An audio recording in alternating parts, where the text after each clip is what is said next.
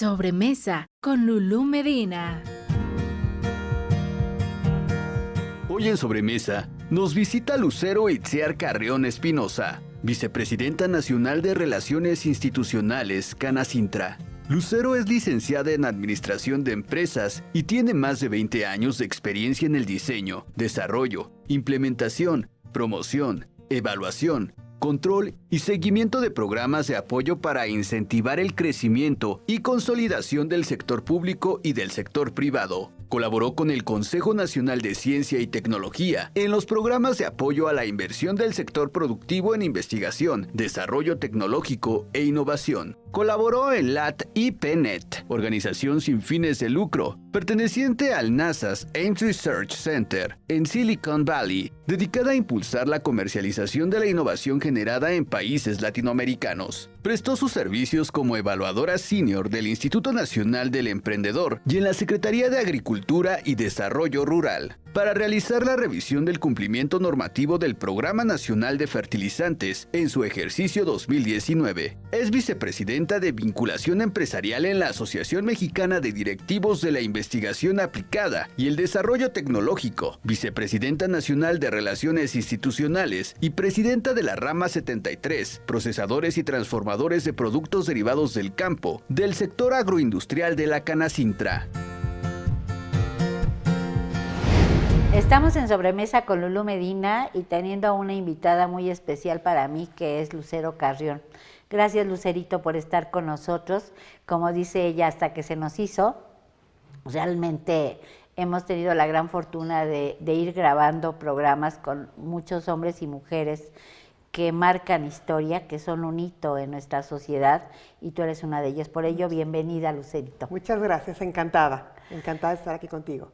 Fíjate, Lucero, que cuando yo te conozco, y tengo la gran oportunidad y la gran fortuna de coincidir y de ir creciendo la amistad, y ir creciendo realmente un cariño especial hacia ti, me di cuenta de que eres una mujer de una sola pieza, eres una mujer de convicciones y eres una mujer de lucha, y eso lo valoro mucho, ¿no? Porque a pesar de ser una mujer privilegiada por muchas cosas, eres una mujer que cuando tomas una cosa o que crees que algo pues incide en ciertas condiciones en las cuales tú no estás de acuerdo, luchas porque las cosas sean de acuerdo a lo que tú crees y en lo que tú crees y en lo que tú piensas. A mí me gustaría que nos platicaras acerca de quién es Lucero, qué es Lucero. Ay, pero además gracias. es del nombre, ¿eh? Lucero. Muchas gracias, Lulú. Efectivamente, nos conocimos en una situación muy interesante, muy sui generis, y lo más importante de esa situación es esa amistad, que como dices, empezó y fue creciendo con el cariño, Va creciendo. fue creciendo y creciendo y creciendo, con conocernos, y así nos fuimos queriendo. Entonces es lo más maravilloso de la vida, porque yo siempre he dicho que dicen que uno no se lleva nada, pero yo sí digo que uno se lleva el cariño, el amor y lo que diste y lo que viviste en esta vida, porque todo lo demás efectivamente se queda, pero se lleva uno eso y esas lecciones de vida, esos aprendizajes, esos cariños que van creciendo y creciendo y creciendo. Entonces, encantada de estar aquí. Pues mira, soy Lucero Carrión, Lucero Itziar Carrión, dos nombres, y los dos curiosamente significan estrella. Entonces, soy de Veracruz, de Papantla, Veracruz, de un pueblito. Ha marcado en mi vida la cultura totonaca, una parte muy fundamental, o sea, toda la cosmogonía que tiene la cultura totonaca. Y eso es algo que a mí me inspira, porque tienen pues fundamentos muy interesantes acerca de lo que decías hace ratito, pues de mi visión, de mi forma de ver y de luchar y de pelear. Y eso lo traigo también en la genética. Vengo de una madre que siempre me ha dicho, haz de la perseverancia tu amiga. Entonces, creo en eso, creo en que las cosas solamente se pueden hacer con esa intensidad con la que vivo, y tengo una frase que es insistir, resistir, persistir y nunca desistir. Y creo que ha dado buenos esfuerzos. Fíjate que es interesante el que plantees de la Cosmogonía. la cosmogonía totonaca, pero porque finalmente la verdad es que quienes hemos tenido la fortuna de caminar en el país, la verdad es que la cultura totonaca es una cultura que marca de manera muy importante a nuestro país. Y que en muchas ocasiones no la hemos visto con toda la magnificencia que tiene. Y bueno, pues tienes ahí a unos pasos el Tajín, ¿no? Claro. Una de las culturas y una área arqueológica tan importante y de tanto impacto. Pero más allá de eso, tú eres una mujer que trabaja, que persevera, que hace que las cosas sucedan. Y en ese sentido me parece, Lucero, que vale la pena que nos cuentes cómo es que decides ser la mujer que eres tú hoy. Muchas gracias, una gran pregunta. Bueno, tengo que decirte algo muy importante. Antes de que veas a esta mujer que ves ahora, fui una niña enferma. Fui una niña enfermiza, al 100% asmática y con problemas también del habla. Yo creo que sobreprotegida, sobrecuidada, muy amada. Y pues a esta vida viene uno a romper esos estigmas y a ir evolucionando. Y yo desde muy niña, platicaba el otro día, creo que contigo o con Esperanza, que crecí muy apegada a mi abuelo. Y mi abuelo, don Lindoro, que en paz descanse, era un hombre muy culto. Entonces él todos los días se informaba a través de los noticiarios y a través de los periódicos. Estaba la revista Proceso. Tenía yo 7, 8 años. Entonces yo acompañaba a mi abuelo a tomar café. Y entonces yo lo veía y escuchaba, en aquellos tiempos, en los 80s, se hablaba del que fue nuestro presidente, Carlos Salinas de Gortari. Pero más allá, lo que me fijaba es que había estudiado él en el IPADE y en Harvard. Yo sin tener idea de qué era el IPADE y qué era Harvard, ¿no? Pero se me quedó y mi abuelo con mucha sorpresa y decía, no, mira, estudió y mira, y la escuela de negocios y la escuela de abogados. Y entonces eso me empezó a mí como a marcar, a decir, yo quiero más, pero no me refiero a la parte económica, sino a la parte de conocimiento, de crecer, de hacer y también de ayudar. Y uno de los elementos que dices me llevó a salir primero del pueblo, a estudiar, ¿no? De Papantla emigré a Veracruz y allí estudié. Estaba yo muy contenta, llegué muy joven a posiciones interesantes en las empresas íconos del Estado. Pero dije, bueno, es que si sigo aquí, voy a seguir en una vida de fiesta y el sol, las playas, el mar, y ¿qué va a ser de mí? O sea, ¿cuál es mi futuro inmediato si sigo estando en Veracruz? Y entonces dije, tengo que moverme y siempre digo que en esta vida son decisiones. Entonces es tomar la decisión de dejar también la comodidad. Cuando uno está cómodo, cuando uno está a gusto, estoy cómoda. Pero hay que moverse de esa comodidad, de ese estoy bien para estar mejor. Y eso siempre significa un cambio. Entonces también soy una mujer de cambios. Y con eso te digo que me llevó a decir, bueno, yo necesito moverme de Veracruz y es como voy a trabajar a la Ciudad de México. Fue como mi primer cambio para dar el resultado de lo que soy ahora. Y llego a trabajar a México al CONACYT, Consejo Nacional de Ciencia y Tecnología, que en aquellos tiempos afortunadamente ya existía, era Altavista el buscador, y entonces rápido, ¿qué es el CONACYT? ¿No? Y entonces llegué muy joven, siendo muy joven, a encontrarme pues a un mundo completamente diferente al que estaba yo acostumbrada. La ciencia, la tecnología, los investigadores, ese gran conocimiento que existía, el tema de las becas también muy aspiracional, pero la parte más interesante que a mí me gustó mucho fue el desarrollo tecnológico en la industria, en los empresarios. Y entonces es como empiezo a incorporarme al sector empresarial en México, desde el gobierno. Fíjate qué interesante. Qué interesante el hecho de que para ti te haya marcado tu abuelo y que supongo que ese tema de que dices, bueno, pues le encantaba leer y que estar informado, y además una época de un presidente que a mí me parece que Carlos Salinas fue un presidente que hizo mucho por México y que hoy tenemos todavía el Tratado de Libre Comercio, que hoy tenemos gracias a, o sea, tenemos una infraestructura en caminos impresionante y que a veces se nos olvida. El pueblo tiende a ser, a veces yo diría que somos cortos de memoria, ¿no? Se nos olvida lo que hemos vivido previo a esto, ¿no? Y aquí, cuando tú llegas al tema de ciencia y tecnología y la interacción empresarial, que además yo sí creo, y bueno, casi muchos de los programas que hemos venido haciendo son con empresarios y con empresarias, que finalmente cuentan historias que son complejas, pero que así es el empresariado. El empresariado mexicano es un empresariado con muchas aspiraciones, con muchos deseos, y a veces con muy pocas oportunidades, pero que las labran, ¿no? Y entonces aquí mi pregunta sería, ¿qué veía Lucero en aquella época siendo tan joven en el empresariado? Porque al final del día es parte de la vida cotidiana de nuestros pueblos, están formados por grandes empresarios, y hombres y mujeres, ¿no? Entonces, ¿qué veías tú en ese tema empresarial y qué disfrutabas de ellos y qué te enseñó en esa parte, no?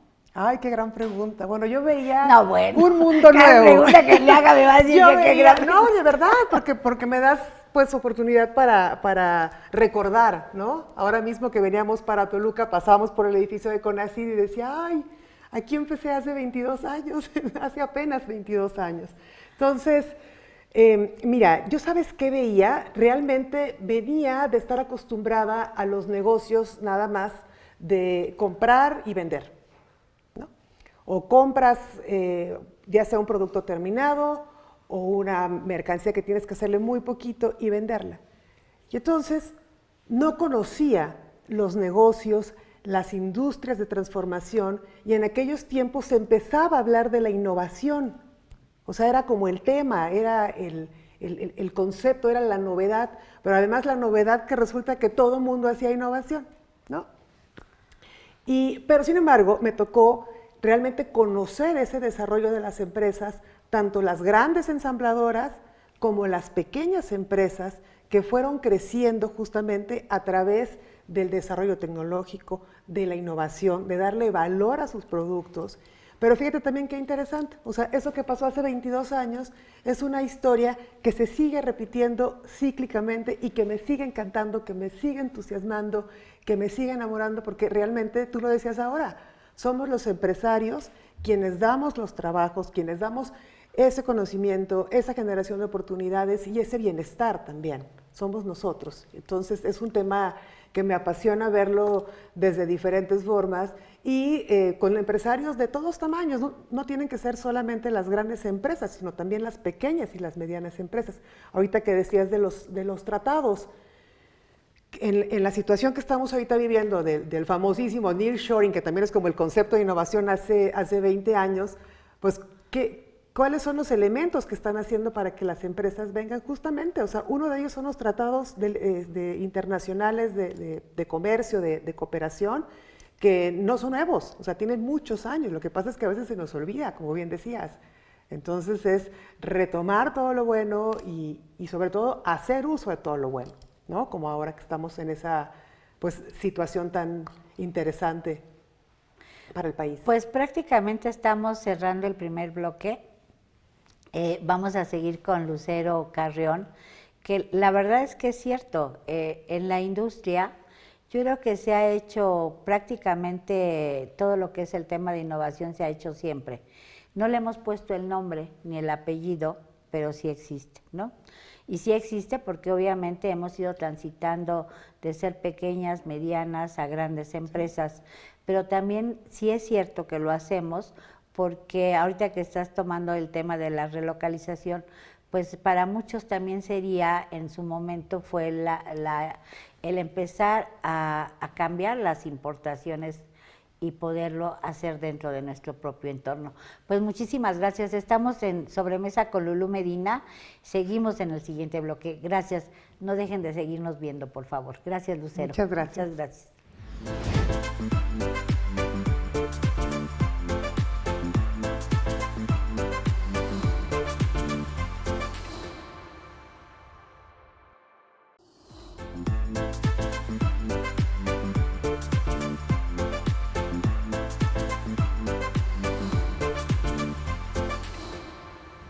Seguimos en Sobremesa con Lulú Medina, con Lucero Carrión, nuestra invitada, que realmente el tema fundamental para ella, que la marca de una manera muy importante dentro de lo que es el desarrollo empresarial, es precisamente el desarrollo tecnológico y el de innovación, ¿no?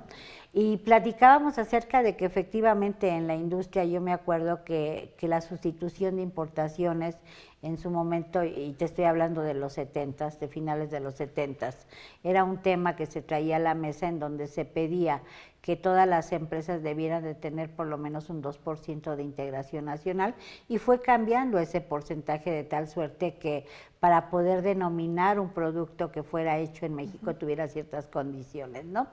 Y pues eso lo viviste muy de cerca con empresarios de todos los tamaños, de todas las formas, de todas las condiciones, pero algo que también creo que es a lo que tú impulsas es el tema de innovación. Y aquí me parece y que me encantaría que le platicaras a nuestro auditorio el tema de cómo empiezas ahora con una responsabilidad muy interesante, que además son puestos honoríficos, porque a veces la audiencia piensa que los que estamos en las cámaras de transformación como es Canacintra, las cámaras empresariales o los consejos empresariales tenemos algún sueldo, no hay nada de eso, es más, nosotros ponemos la gasolina también, pero la parte interesante es cómo a través de este proyecto que estás tomando nuevo, empiezas a determinar y a detectar temas como que con algo tan simple como los desechos puedan llegar a ocupar oportunidades. Entonces, platícanos, Lucero, por favor. Muy bien. Me voy a remontar un poquito a hace 20 años de cómo fue mi primer acercamiento con la Canacintra. Justamente, estando yo en Conacit, Lulú, pues veníamos de un periodo, que a mí no me tocó, pero me platicaron, en el que los apoyos de gobierno pues no tenían reglas de operación, no existían las convocatorias, sino era, digamos, de otro esquema. Cuando nosotros llegamos, se diseñan los programas, convocatorias, reglas de operación, evaluación de los programas, porque por supuesto, pues el recurso siempre es finito. Entonces, pues era difícil implementar un nuevo modelo cuando venían pues de un modelo que no tenía reglas, no tenía convocatorias, no tenías muchos elementos que ahora sí. Entonces, aunque había dinero del gobierno federal, pues pocos querían pues participar en algo nuevo. Y como gobierno, pues tú sabes que tu trabajo es facilitar, propiciar, pero para dar pie a que los empresarios, pues me vuelvo a conectar, que el sector empresarial sea el que realmente implemente. Y entonces, los empresarios que creyeron en Conacit y que se interesaron en decir, bueno, pues ¿qué están haciendo estos que dicen que están apoyando el desarrollo tecnológico? Fue justamente Canacintra. Justamente fue mi primer acercamiento y empezamos a trabajar con la Cámara, nosotros desde gobierno y los empresarios justamente desarrollando valor en cada una de sus empresas. Ese fue mi primer acercamiento. En aquellos tiempos la presidenta era Jade Kolpolemsky, estoy hablando de 2002. Fíjate, te tocan dos presidentas. Dos presidentas, exactamente. Y ustedes, las únicas dos. Hasta el momento, porque debemos de haber más presidentas, más mujeres, más espacios, cada vez para más mujeres. Es una cosa en la que yo me he empeñado, he impulsado y voy a impulsar siempre, defender los espacios para las mujeres, siempre. Entonces, continúo. Entonces, eso fue... Sería un bonito detalle. El primer acercamiento. El segundo acercamiento fue desde Secretaría de Economía, otra vez con Canacintra, que siempre buscando cómo impulsar el desarrollo de los empresarios, mejorar las condiciones, generar oportunidades, etcétera, etcétera. Y la vida me lleva a que cuando termino mi periodo en el gobierno federal, pues necesitaba yo seguir trabajando, porque no sé hacer otra cosa que no sea trabajar. Entonces es cuando vuelvo a incorporarme, que nunca lo dejé, el sector empresarial. ¿Sí? Entonces, me asocio en un negocio del sector de agroalimentos, de la agroindustria, y entonces dije, necesito vincularme, estábamos en plena pandemia, y entonces dices, porque desde tu casa solo, encerrado, atemorizado, pues no puedes hacer nada. Digo, necesito vincularme, y es como, pero ahora me vinculo a Canacintra como empresario. Y entonces fue una cosa maravillosa porque realmente estar en un grupo, con un grupo de empresarios, pues es muy interesante porque a veces piensa uno que debe de ir solo por la vida abriendo el camino y que los problemas que tiene uno, pues no los tiene nadie más. Y al contrario, los problemas que tenemos nosotros los tienen la gran mayoría de los empresarios, porque son los mismos y todos queremos lo mismo. Entonces es como me vuelvo a conectar con la Canacintra en el sector agroindustrial y realmente pues te das cuenta que es un ecosistema en el que estás inmerso. Entonces puedes tener más oportunidades y me refiero en este caso a oportunidades comerciales, por ejemplo, o de poder tener acceso a ciertos organismos que por ti solo no puedes tenerlo, pero ya como cámara tienes esos beneficios. Entonces, eso me lleva a la responsabilidad que ahora me dices y pues es para mí muy interesante porque yo siempre he estado en busca de mejorar las condiciones del desarrollo económico, del desarrollo social, del desarrollo regional, desde el gobierno, desde la academia, desde la empresa. Entonces, bueno, yo creo que ya es momento de que se empiecen a ver los resultados. A ver, Lucerito, tú estás dentro, eres presidenta de la rama. Sí. Y en la cual estás trabajando un tema donde los desechos pueden ser utilizados y traías un proyecto muy interesante. Claro. Cuéntanos. Claro. Bueno, como presidenta de rama, te obliga la nobleza, como bien decías, Lulú, son trabajos honorarios, pero pues finalmente si estás debes de trabajar y apostar por tu sector y por los empresarios pues que están creyendo en que juntos podemos hacer más. Entonces, fíjate qué interesante. Uno de los empresarios me decía, mira Lucero, o sea, yo no quiero vender más, porque ya sabes yo, abriendo oportunidades, que vamos al mercado interno, que vamos a mercados internacionales con el mercado de la nostalgia, que generemos mejores productos. Y me dice, no, yo no quiero nada de eso. O sea, yo me dedico a los temas de jaiba, proceso jaiba, la mando a Estados Unidos, ya cumplo con normas, yo ya no quiero eso. Pero ¿sabes qué? Yo pienso que algo más se puede hacer. Yo pienso que algo más se puede hacer. Y yo, ok. Me dijo, yo no quiero vender, yo tengo vendida mi producción, no me interesa generar más mercado, pero sí quiero hacer otra cosa. Y entonces le dije, a ver, ¿qué estás haciendo con tus desechos? No, pues nada, los tiro. Ok. Tengo el otro lado, que es la Vicepresidencia Nacional de Vinculación en la DIAT. Entonces eso me permite estar en contacto con centros de investigación en México y en Estados Unidos. Y entonces, bueno, pues resulta, fíjate qué interesante, Lulú, que con el exoesqueleto de la jaiba hay quien ya desde hace tiempo está produciendo quitosan, que es un componente que se utiliza en la industria química, farmacéutica y de salud principalmente. Y entonces, pues no hay que hacer nada, sino nada más como trabajar otra vez, vincularte, colaborar, sumar esfuerzos, para que entonces el programa que diseñamos, hay que ponerle un nombre bonito a las cosas, pues para que se escuchen bien y sean atractivas. Y entonces, ¿no? Está bien, Lucerito. Entonces, ese programa tiene nombre y haz de tus desechos un insumo para un nuevo producto. Y entonces estamos en ese desarrollo. Por supuesto que fácil no es, pero ya lo empezamos a hacer. Y lo importante es que tengamos un caso para que sea un caso de inspiración, o por qué no, también un caso de envidia, que diga, yo también quiero. Y eso es lo que queremos lograr, que haya cada vez más casos de inspiración o de envidia, no importa. Pero que haya. Pero que haya, o sea, que la gente, o sea, que nos movamos. Eso es lo que estamos haciendo en la rama 73. No, pero fíjate que lo interesante, y aquí yo me atoro, me parece que yo creo que valdría la pena comentarles, porque esto ya me lo platicaste a mí, fuera de cámaras.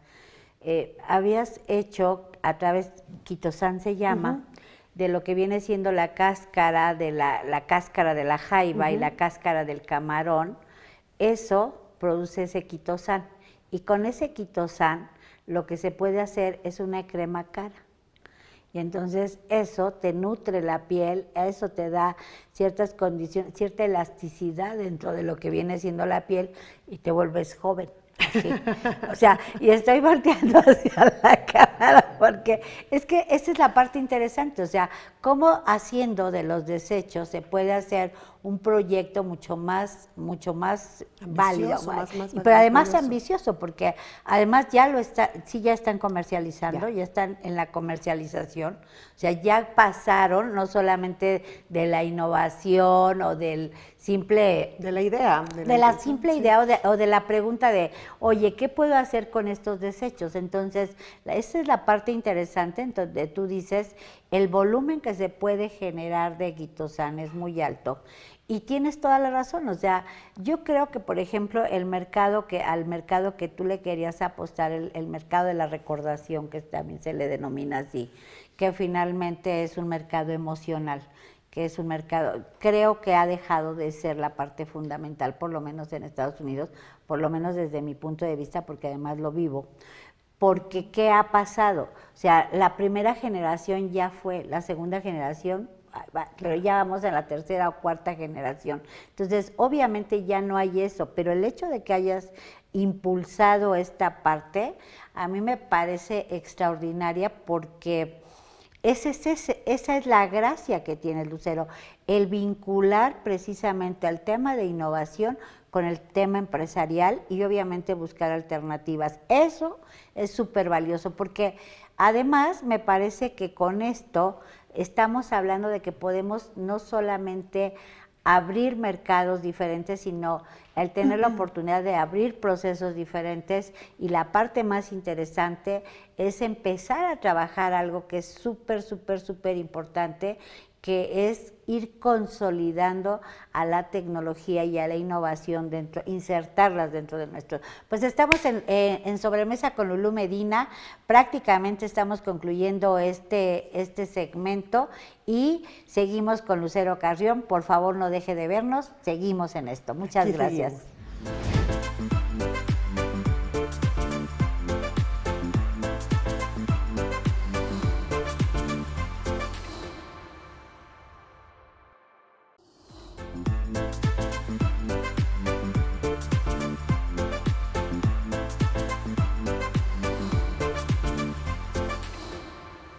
Seguimos en Sobremesa con Lulú Medina y teniendo a nuestra invitada Lucero Carrión, Lucero Itzar Carrión, que además la parte interesante es que las dos quieren decir Estrellas. estrellas.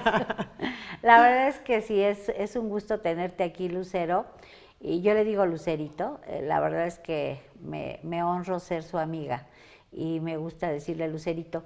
Y Lucero, yo creo que estábamos hablando acerca de los mercados y estábamos hablando de que, por supuesto, el tema de la nostalgia es un tema fuerte e interesante, pero que el hecho de que abras mercado, esa es o sea, a mí me puedes encantar con esa parte, porque te digo, en la otra te puedo decir, no es cierto, o sea, no, por los tiempos, porque realmente estamos hablando de que la nostalgia se dio mucho en los años 60, 70, 80, y obviamente hay un cambio generacional importante de todos aquellos migrantes que se fueron hacia Estados Unidos, hacia Canadá, hacia Europa misma, ¿no?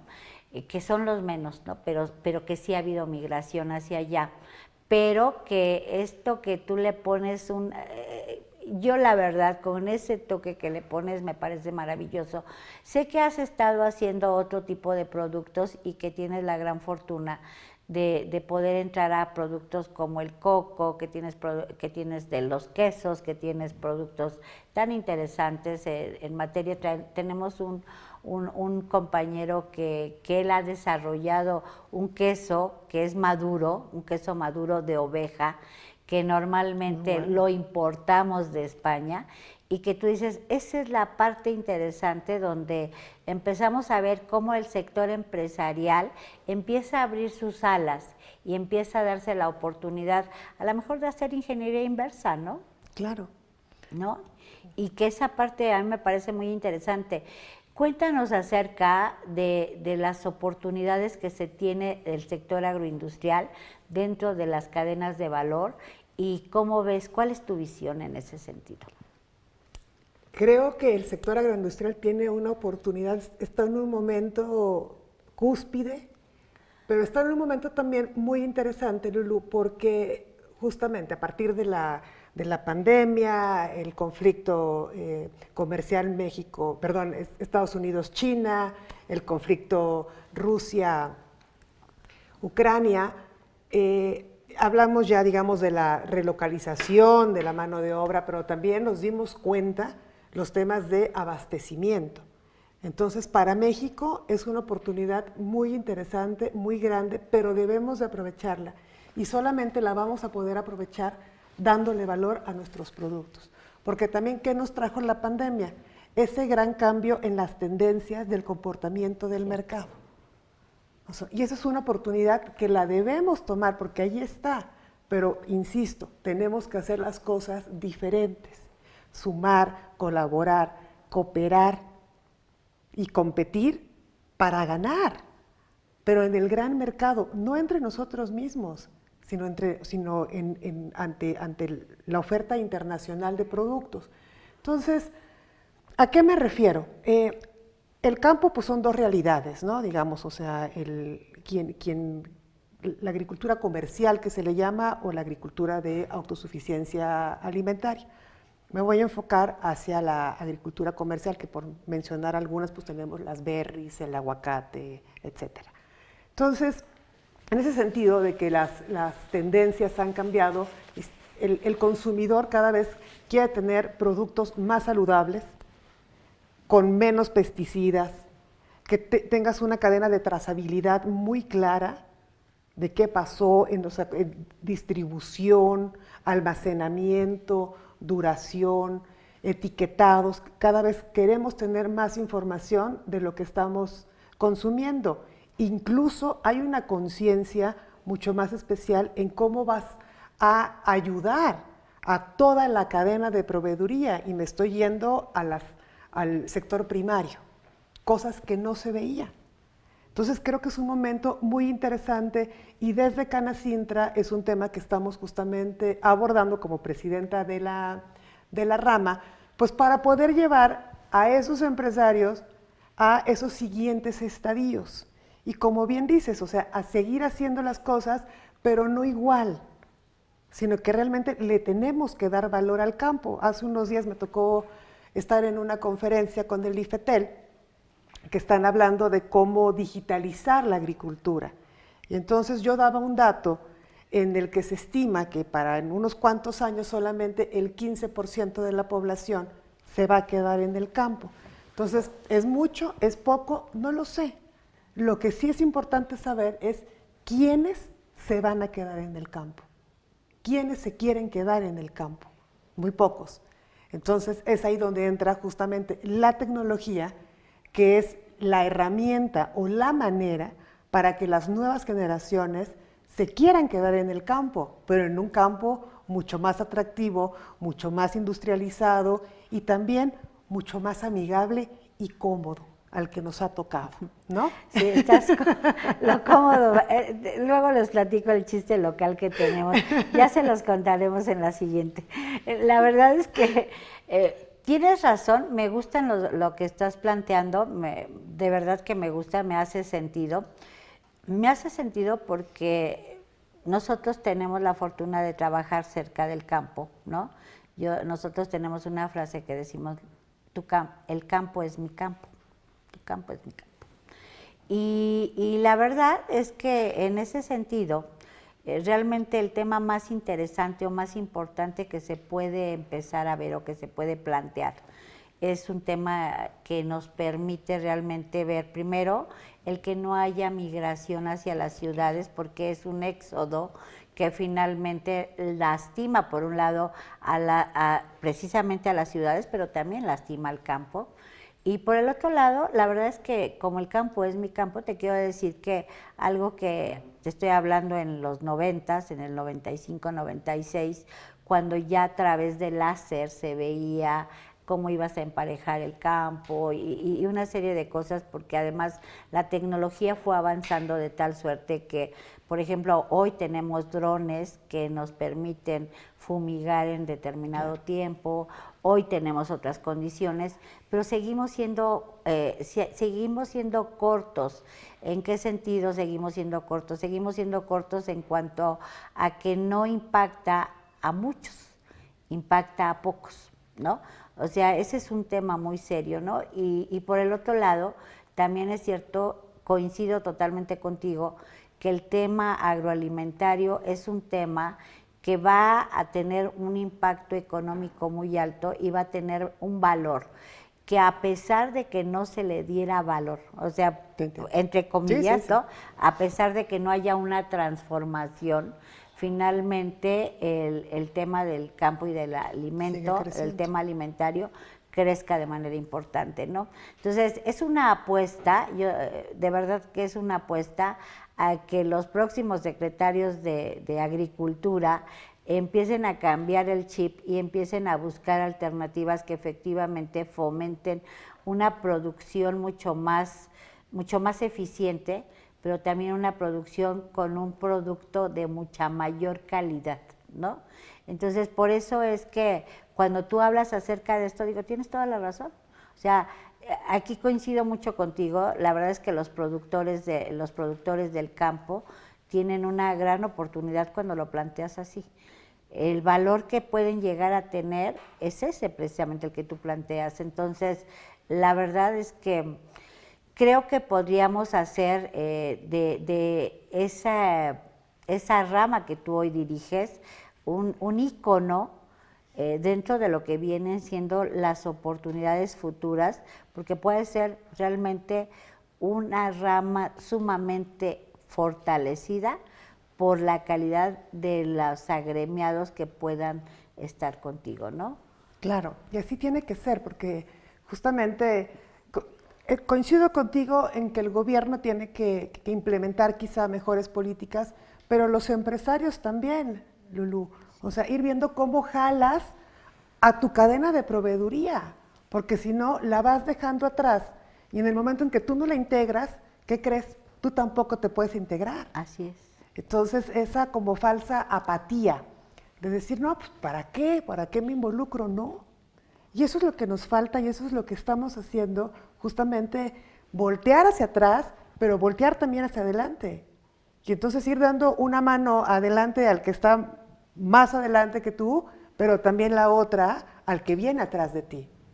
Porque también estamos hablando ya de un capitalismo consciente, ¿no? O sea, de cómo ayudas, cómo generas estas condiciones de bienestar para tu equipo, pero también para tu cadena de proveeduría. Y eso aplica para el campo o para cualquier otra industria, porque en la manera que la vas desarrollando, pues vas generando mejores productos, vas generando más valor para tu marca o para tu empresa, y eso en que se traduce, bueno, pues en muchos beneficios para todos. Entonces creo que eso es hacia lo que tendríamos que estar yendo todos.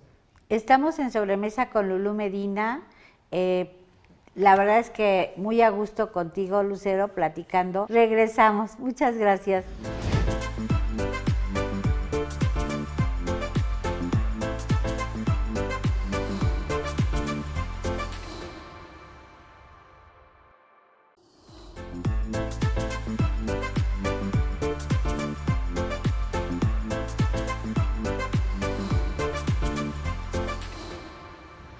Estamos en Sobremesa con Lulú Medina, platicando con Lucero Carrión, una mujer que se ha pegado a algo que es sumamente importante e interesante para nuestro país, que es la agroindustria, pero que además creemos, yo creo en ella y yo creo en lo que ella está diciendo. La verdad es que es muy interesante por varias razones, ¿no? Una de ellas es que el campo sí necesita tener mayores y mejores oportunidades, pero también la demanda de los productos va a ser mucho más alta a medida que va pasando el tiempo. Pero también la otra parte que también me parece que es sumamente importante es precisamente cómo hacer, porque Lucero lo planteaba, de que se tiene que trabajar muy de cerca con cada uno, por eso le decía yo que sentía, pero ya me dijo que no. Finalmente, ¿cómo podemos hacerle para que podamos realmente apoyar a toda nuestra cadena de valor, impulsarla y por supuesto buscar la coincidencia para que puedan crecer ellos y que puedas crecer a través del otro grande, ¿no? Yo la cadena de valor en el campo yo la veo diferente en el sentido de que, bueno, pues yo siento, por ejemplo, todos los productores tienen un problema, el grueso de los productores, ¿no? O sea, no me refiero a aquellos que tú tienes de manera muy consciente y que, por ejemplo, uno de los grandes temas que yo digo, ¿dónde nos atoramos? Que en la agroindustria, en lugar de que tengamos más productores, tenemos muchos que son expertos y que lo que hacen es dar asesoría o capacitación, cuando lo que necesitamos es productores para poder impulsarlo. No sé si me explico, o sea, o es agroindustria o es un área específica, ¿no? Digo, y ahí es donde yo digo, no. Entonces, aquí la pregunta, Lucerito, estabas hablando acerca de los productos que pudieran ser importantes para poder impulsar la cadena de valor. Explícame esa parte que no la entendí yo muy bien. Mira, un ejemplo, en temas, no sé, pongámosle de coco, ¿no? Un ejemplo de coco. Para poder enviar ya el coco procesado, sea en harina de coco, ralladura de coco, aceite de coco, algunos mercados te piden pues certificaciones. Entonces, si tú eres agroindustrial y te desafanas o te olvidas del campo, pues Global Gap no lo vas a tener porque tú como empresario industrial no estás obligado, pero sí el productor.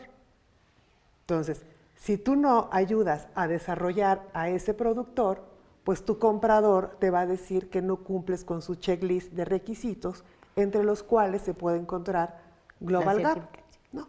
Entonces, a eso me refiero, a esa integración que tienes que hacer. Si no quieres vender a un mercado que te pide certificaciones, pues no tendrías que hacer nada.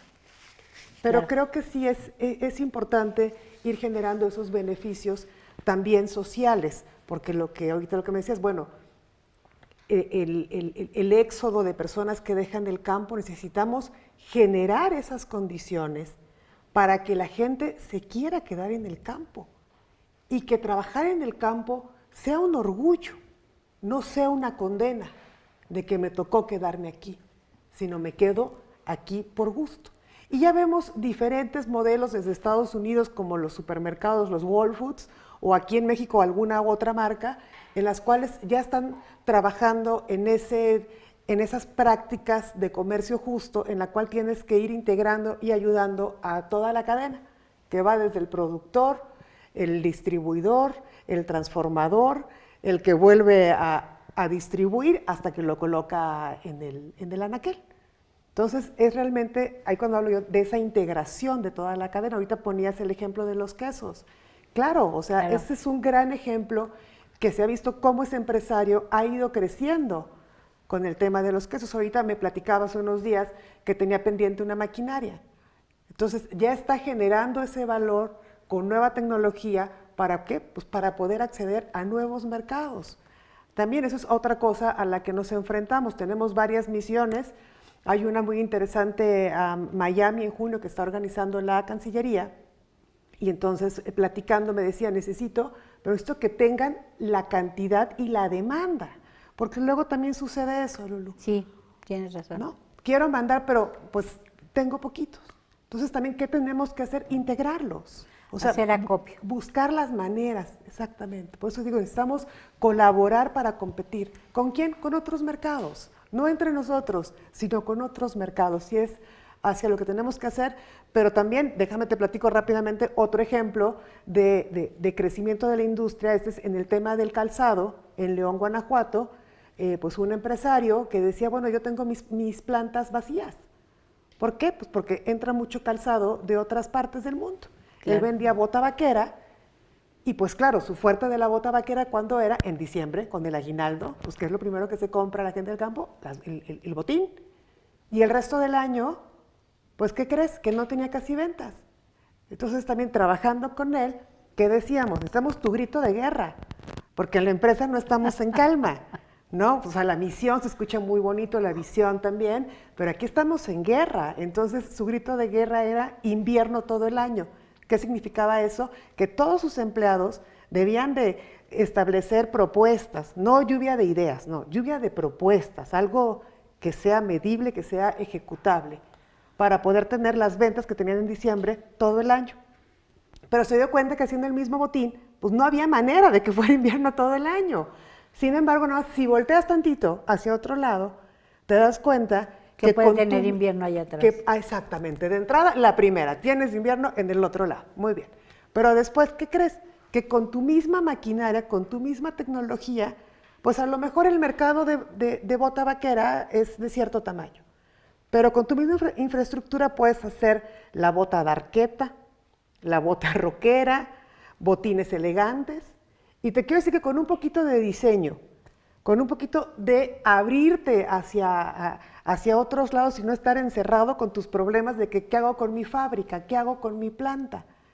Entonces, te quiero decir que este señor terminó vendiendo en el Corte Inglés sus botas en cientos de euros con su misma tecnología. Claro, tuvo que hacer adecuaciones, mejoras, marcas, entonces también le vas dando valor a tu empresa, porque no es lo mismo que vendas la bota así sin marca a que empieces a tener tus diferentes marcas. Le va dando otro valor intangible. Entonces, son ejemplos como de casos muy, muy prácticos. Bueno, botas vaqueras, pues ¿cuál es el chiste? ¿No? Es esa visión hacia la que nos tenemos que abrir y voltear a ver todos los empresarios y estar siempre actualizados, a la vanguardia, informados, porque esa es la otra.